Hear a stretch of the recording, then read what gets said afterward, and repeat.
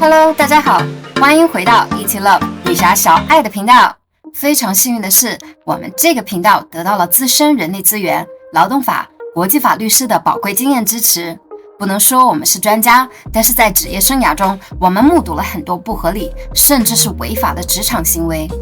然而，大多数受害者根本不知道自己的权益被侵犯，也不知道如何处理，都是因为没有相关的法律意识和知识。包括我们自己，也是在不断的经历中后知后觉。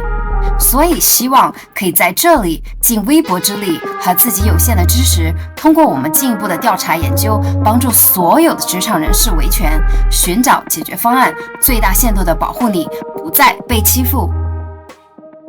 这几天呢，最火爆的话题莫过于台湾的 MeToo 运动，引发了台湾娱乐业的大地震，要掀翻天的感觉。MeToo 是女星艾丽莎·米兰诺等人2017年10月针对美国金牌制作人哈维·韦恩斯坦性侵多名女星丑闻发起的运动，呼吁所有曾遭受性侵害的女性挺身而出，说出惨痛经历，并在社交媒体贴文附上标签，借此唤醒社会的关注。越来越多的人借由这场运动发声反抗，成为勇敢的打破沉默者。而 MeToo 则是所有人团结一致的标签，他们发动了这场拒绝强权、拒绝性暴力的社会革命。MeToo 改变了世界，并且每天都在聚集起更大的力量。这项运动也启发了很多亚洲女性勇敢发声，因为性骚扰在职场、社会、家庭、学校简直是普遍的行为，在很多行业已经到了理所当然的地步。我们先来看一组绝对会让你惊掉下巴的数字。北美地区1/4的女性会遭受性骚扰。据一项2018年的研究，光是在美国就有81%的女性和43%的男性曾经受过性骚扰，其中77%的女性和34%的男性曾经受过语言性骚扰，而51%的女性和17%的男性曾受咸猪手触碰。非营利组织停止街头骚扰的研究指出，65%的美国女性曾遭遇过某种形式的街头性骚扰，23%的女性曾被性骚扰，而37%的人称在晚上回家路上毫无安全感。另一项研究则指出，光是在美国就有大约25%到85%的女性在职场上曾受过性骚扰。但是更惊人的事实是，与世界上其他地区相比，北美地区针对女性的性骚扰程度更低，强奸也不常见。欧盟基本权利署也开展了一项深入调查，结果显示欧洲女性的受虐待率很高。这是全球范围内对女性暴力经历最为全面的一次调查，其中包括28个欧洲国家。这次调查的综合结果显示，全球幸福指数最高的丹麦有52%，也就是1半以上的女性都曾经历过身体及性暴力，位列所有欧盟国家之首。紧随其后，针对女性暴力行为最多的国家是芬兰、瑞典、荷兰、法国、英国。超过40%的女性都曾在伦敦街头经历过性骚扰。而停止街头骚扰组织数据显示，64%的英国女性在公众场合经历过性骚扰。而大洋洲和太平洋地区的女性也没有逃过骚扰和暴力的侵害。澳大利亚的数据显示，街头性骚扰是最大的问题，有87%的女性表示至少遭受过语言或身体上的骚扰，而40%的人表示晚上在自己的社区里行走感到很不安全。中东和北非地区有37%的阿拉伯女性一生都遭受过暴力。在开罗市区，超过95%的女性曾遭受过性骚扰。在埃及7个地区，99%的女性经历过性骚扰，也就是说，差不多无人幸免。接下来，我们关注有些离谱的西非以及撒哈拉以南的非洲地区。根据世界卫生组织发布的《世界暴力与卫生报告》，在坦桑尼亚，超过50%的妇女遭到过来自丈夫或者伴侣的暴力，而这一数字在埃塞俄比亚达到了71%。根据尼日利亚全国人口委员会数据，尼日利亚的同婚率超过43%，并且有60%的18岁以下未成年人曾遭受过不同形式的身体、精神性暴力。而南非女性被强奸，在家中被配偶、家人杀害的比率是其他国家的5倍。向南非之算，查理兹·塞隆的母亲就是为了保住自己和孩子的性命，开枪杀死了他的父亲，并且带着塞隆前往美国生活，所以才有了今日的奥斯卡影后。而伊隆·马斯克的母亲也是被家暴了8年，才带着孩子逃往加拿大。这都不只是性骚扰了，已经是性侵、暴力伤害和故意杀人的犯罪了。而拉美地区在某种程度上，骚扰和虐待是被社会文化所容忍的。女性即使是遭受了骚扰或者暴力，通常不会上报，路人不会出手相助，警察也不会严肃地对待这类案件。国际行动援助组织的统计显示，86%的巴西女性在公开场合遭受过暴力或骚扰。更令人担忧的是，84%的受访者称他们曾被警察性骚扰过。最后，我们来看亚洲地区。根据慈善机构行动援助的统计，57%的孟加拉女性、77%的柬埔寨女性和79%的印度女性，以及87%的越南女性都曾经历过某种形式的性骚扰。印度就是很神奇的国家了，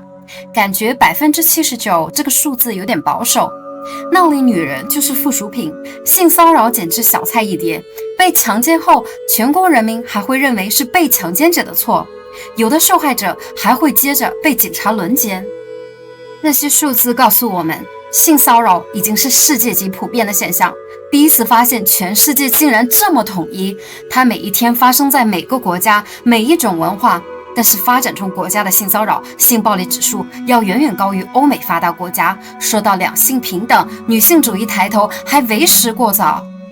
众多有关性骚扰的社会学和心理学研究表明，权力关系中的脆弱性使女性更容易受到性骚扰的伤害。性骚扰是一种以社会控制的方式，使男性支配的现实得以维持和复制。说白了，就是当男性感到权力地位受到挑战和威胁，就会用性骚扰来反击，从弱者的服从和隐忍中获得补偿和满足。所以《纸牌屋》中未来的总统穆夏说，世界上所有的事情都是关于性的，但是性本身除外，性是关于权力的。性骚扰 （sexual harassment） 是一种涉及使用显性或隐性性暗示的骚扰，包括不受欢迎或者不恰当的回报承诺，以换取性好处。性骚扰就是一种霸凌，性骚扰就是欺负他人。根据一般统计显示，大部分受害者为女性，但事实上男性也会遭受性骚扰，并且同性之间也会发生性骚扰。不管任何人，不论他的职业、性别、性向、年龄、外貌特征或背景如何，均有可能受到性骚扰。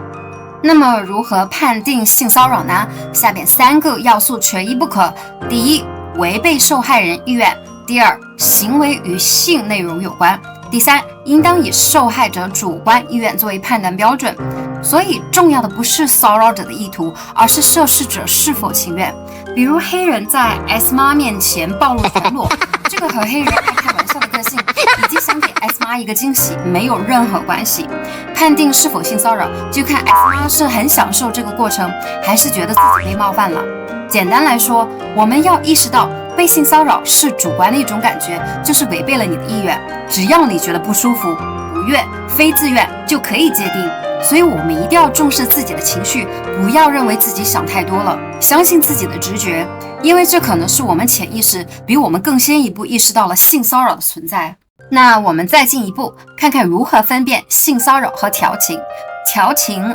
flirting 一般存在于具有某种亲密关系的男女之间，使是一方获得了对方明示或者漠视的允许，而性骚扰是不经过对方同意，甚至对方在用行为或者语言明示、漠视、拒绝的情况下，一方不顾对方的感受而执意为之。性骚扰会令对方感觉到尴尬、难受或羞耻，觉得被冒犯，这与调情有本质的区别。根据我们前面区分的标准，判定就很简单。第一，双方是否建立了亲密关系；第二，一方是否获得了对方的允许。性骚扰还分为一次伤害与二次伤害。一次伤害为单方面求欢，二次伤害包括求欢不成、恶意重伤，造成受害当事人精神受创、人际关系受阻、职场地位受歧视待遇，比如失去工作、断送职业生涯。性骚扰具体的表现形式有肢体上、语言上、非语言上、视觉上、心理上和网络性骚扰。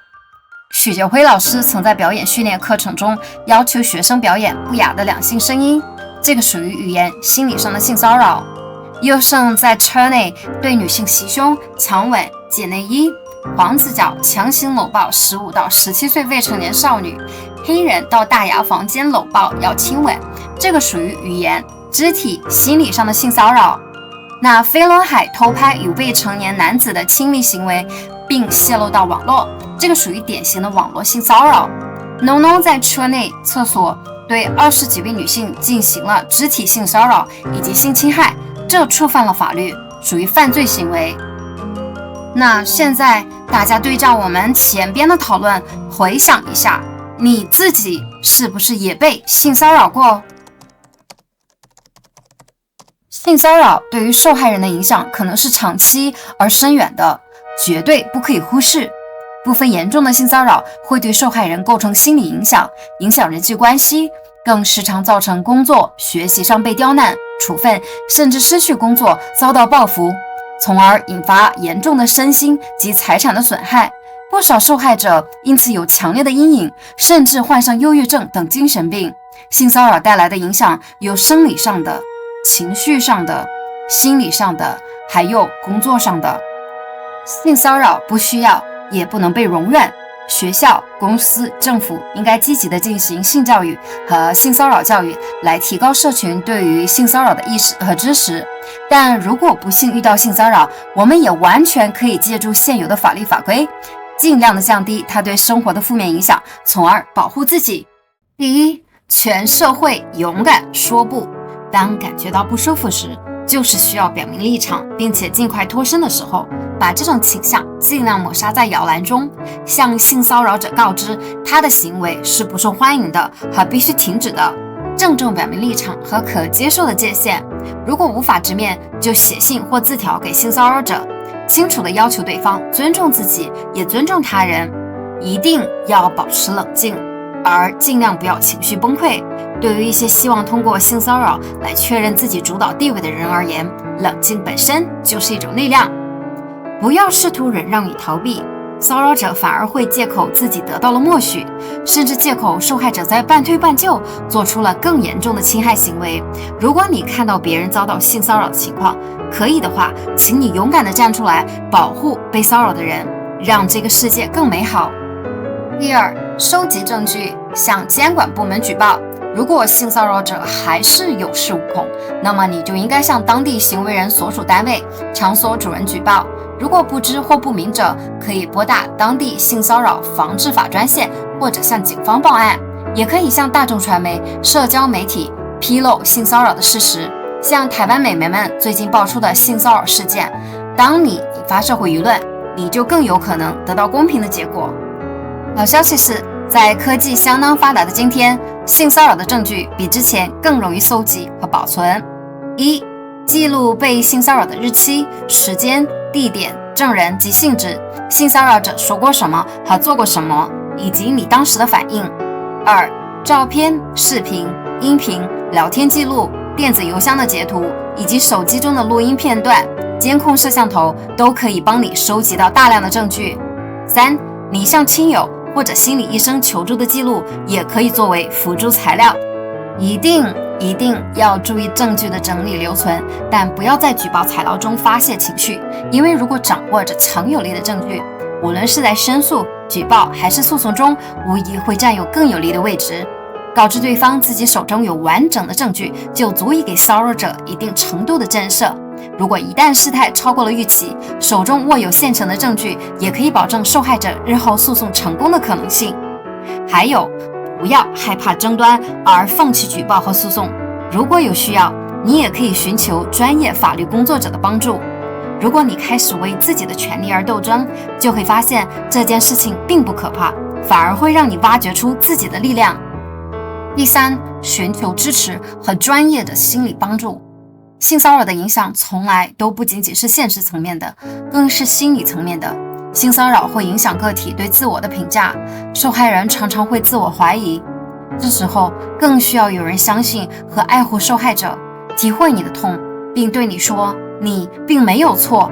帮你走出自我怀疑的泥潭，向你信任的人求助，朋友、亲人和伴侣，甚至是对你存有善意的陌生人，不要害怕向他们寻求帮助，他们通常都非常愿意帮助你。寻找支持者或辅导员，因为他们能够给予安慰及提供一些非正式或正式的投诉程序的材料。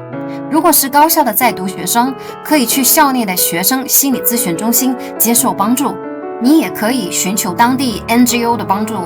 有很多非营利性组织，他们提供性骚扰和性暴力一站式的法律心理咨询建议服务。你也可以寻求专业心理咨询师、生活导师、催眠师、能量师和灵气老师的帮助，他们可以帮你理清思路，做出应对决策，以及尽快恢复元气满满。最后，小爱非常庆幸的是，MeToo 运动在亚洲烧起来了。小爱希望星星之火可以燎原，让更多的骚扰者看到让人害怕的后果，而犹豫要不要再伸出自己的咸猪手。